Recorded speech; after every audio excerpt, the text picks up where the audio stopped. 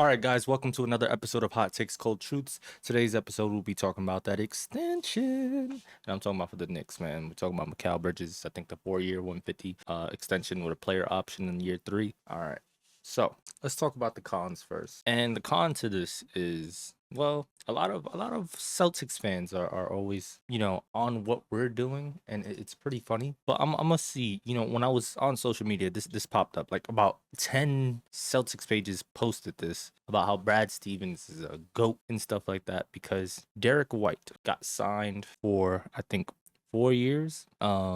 And it was like 111, 118, something like that. While Mikal Bridges got extended for 4 years and 150 with the player option and all that stuff. So I'm gonna play with the Celtics fans who's calling Brad Stevens a GOAT, and I'm gonna say, yeah, that was a dope move, right? It allowed the Celtics to have more freedom when trying to sign players. It allowed the Celtics to, keep the cost low, which is always great. And let's look at Bridges and Derek White's stats compares. All defense first team. Bridges has been in it once. All defensive teams. Derek White has been twice. Of course, Bridges won. Per game stats. Mikal Bridges 14.8. Derek White 13. Mikal Bridges has more rebounds per game than Derek White. Assists per game, that goes to Derek White 4.2 to 2.7. Steals per game 1.2 to 0.8. Yes, while their averages this season might have been different, the reason why I'm looking at the totality of their career is because also things that Bridges did this year, he probably wouldn't do next year. We might see a whole different Bridges, right? We might get more of that defensive Bridges and all that stuff, more of that offensive Bridges and stuff. Who knows? So I'm going by the totality because, well, you got to give Bridges some slack for coming into a new situation. Steals per game, 1.2 to 0.8. Blocks per game, that goes to Derek White, 0.9 to 0.6. 3-point percentage. Now, this year, Derek White was better three-point shooter than Mikal Bridges. Overall, in their career, they're about the same. Free throw percentage, they're about the same, 84 to 85. Derek White gets the edge there. Field goal percentage, Bridges gets the edge by 4%. Kind of the same here. Derek White, he assists better, right? He blocks better. So, yeah. And then you got, well, he also shoots, at least from this last season, he shot better too. I think the last 2 seasons, he shot better from the three-point line, from range. So you got those, right? But to me, what I'm showing you here is they're about the same person, right? Playoff stats. Mikal Bridges, Derek White, 13.9, 13.3. Mikal Bridges gets the edge there. Rebounds per game. Mikal Bridges, 4.5. Derek White, 3.5. Mikal Bridges, an assist point per game, 2.5 to Derek White's 2.9. Steals per game, 1.2 for Mikal, 0.8 for Derek White. Then blocks per game, 0.8, 0.9. Right? So you still see that close. They're close. Yeah, in total stats, Derek White obviously is going to have the edge. He's been in more playoffs, than Mikal Bridges. So now playoffs percentages. Ready? 3-point percentage. Derek White, 3.9. I mean, not 3.9. 39% from 3. Mikal Bridges, 36%. You see what I'm saying? Derek White's a better 3-point shooter. Field goal percentage. Mikal Bridges, 46%. Derek White, 45%. Free throw percentage, 85%. Derek White, 85%.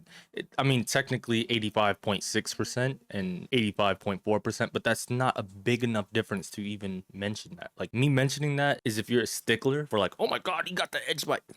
It's just to show you how these two are like practically the same. So as you can see, right, as I'm saying, they're about the same player. Mikal Bridges is making 150 and Derek White's making 118. So that's about 32 million less, right, that Derek White's making. Now, the reason why that makes Brad Stevens such a genius is basically he's saying, I paid less for my guy to allow more flexibility than you did, and they're practically the same person. That's cool. But the flip side to that is, where are the Celtics at and where are the Knicks at, right? The Celtics are about to have a throwaway season, in my opinion. They say, listen, we're going to go for the win. I appreciate that because I feel like, you might as well try. But I don't see it being a winning season. I see they have like maybe a surprise play-in appearance, but I don't see that being a winning season for the Celtics, and especially with Tatum down. So you got Tatum down, Drew Holiday gone, Porzingis gone, Luke Cornett gone. You're basically at that stage where, yeah, you're gonna be knocking at the door of being a contender again, but you're no longer a contender, right? So it's vital that you get Derek White to sign this low. You need Derek White to sign low because you need to sign other players. You can't trade away what you don't have, so you can add these little pieces to your roster to make you a contending team again. Whereas on the Knicks hand, right? Let's say we don't extend Mikal Bridges. You remember what happened with OG? Now, people were reporting, right, that OG didn't look at any of the max contracts. He didn't even take it in that, oh, like, I'm not even looking at, I'm not even flirting with the idea of these max contracts. I just want to be with the Knicks. I'm going to take this pay. But what if we lowballed OG, right? Then he's now looking at, you lowballing me? Okay, I might as well go to Philly with this max. I might as well go to such and such that's offering me the max. We only paid, people complained, oh, we paid OG so much. But the only reason why we paid it is because compared to our competition, we had to pay it. Because if we lowball it too much, yeah, he believes in our vision. Yeah, he sees the Knicks as an opportunity to get what he wants. And that was like a bigger role. But if I'm not getting the money with it, I'm going somewhere else. I'll take my talents to Philly, so maybe they can give me that role. I'll gamble that because they're already giving me the money, so I'll gamble that they give me a bigger role as well. You know, stuff like that. Hartenstein, he went to OKC. Yeah, he said there was other factors in play, but we couldn't offer him the money. I mean, granted, there were rules that prevented us from offering him more money, but we couldn't offer him more money, so he went to what's sweeter. And now, I mean, he got a championship, so obviously it was sweeter. So he got the money and the chip. So would you rather us get Mikal for 150 or us taking it to free agency and a team that needs Mikal the same way we needed OG for that next step, giving him way more money than we can offer? And then next, you know, now we're paying Mikal way more than what we did just now, right? So a couple things it does. One, it guarantees that he's staying with us, right? At least to like 2030. Well, not 2030, 2029 to 2030. Two, it keeps that core together to the 2028 season, right?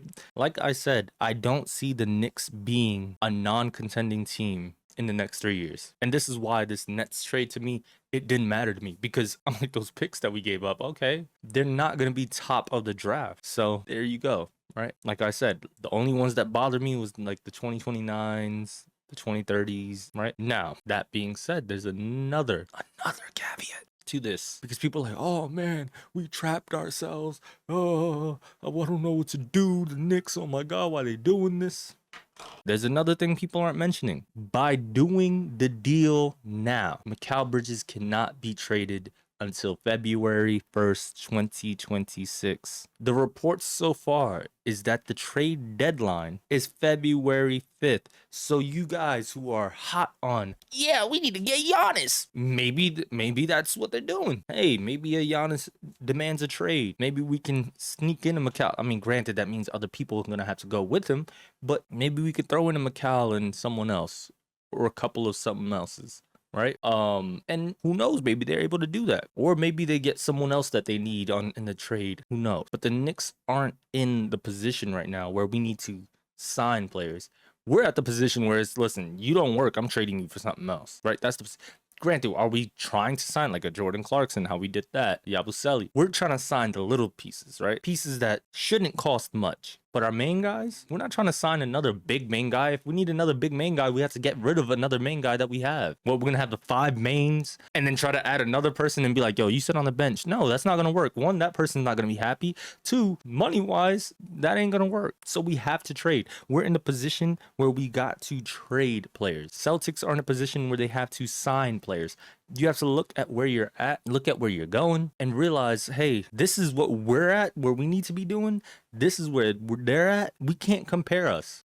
Whether it's 13 million, 10 million, 20 million, 30 million, it's still a pay cut. And so you allow, when you're offering this, to let the player think like, damn, do I extend? Do I gamble on myself? What if I get injured this year? Damn, then the Knicks won't want me. Then they won't pick me up. But then also teams will lowball me because I don't, like, right? You know what I'm saying? So then you give the player a sense of security, yourself a sense of security, flexibility. It was a good extension. Now, let's say Mikal Bridges shows out this season, shows his ass, beating, dominating, all that stuff, fit into his role perfectly. What then? Are we gonna flip-flop and say, oh my God, this was a great extension? No, you can't. You gotta just not always think the worst. What if Mikal Bridges does terribly and we trade him away? But what we trade him away for works perfectly for our system. You see what I'm saying? You got to think like that. Like, they've been working, Leon Rosenthal has been working for flexibility this whole time. Brunson taking the pay cut. Most people were on our team who does less. No, I wouldn't say less, but in the hierarchy, are lower on the hierarchy, are making more than Brunson. And people are like, oh, Brunson's pay cut. I can't believe, why would he do that? Look at this. This is what Brunson's pay cut has done. Oh, OG didn't take the max, but we paid him a lot. He took a cut too. Why didn't he take a cut? He did. He could have gotten a max contract elsewhere. He took the pay cut to stay here. That pay cut, look what it's done. Now Mikal Bridges, pay cut. Look what it's gonna do. It allows this team to stay to 2028, 2029. These are what the pay cuts is allowing. It allowed for a Jordan Clarkson. It allowed, granted, him being bought out also allowed that, but it allowed for Jordan Clarkson, allowed Yabusele.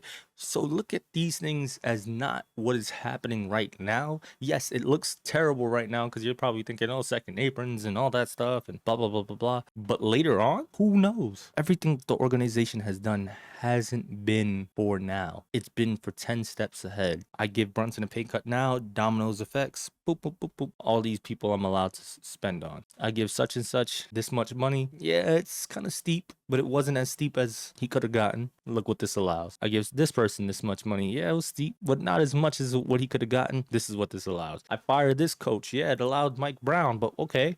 Let's see how that's going to go, right? So there's lots of questions of how it's going to go. And I think that's why Knick fans are like really, really like negative right now because of so much uncertainty of in different aspects. Did we need to fire Tibbs? Did we really need to extend Mikal Bridges? Do we need Mike Brown? Is he him? Who's going to be the assistant coach?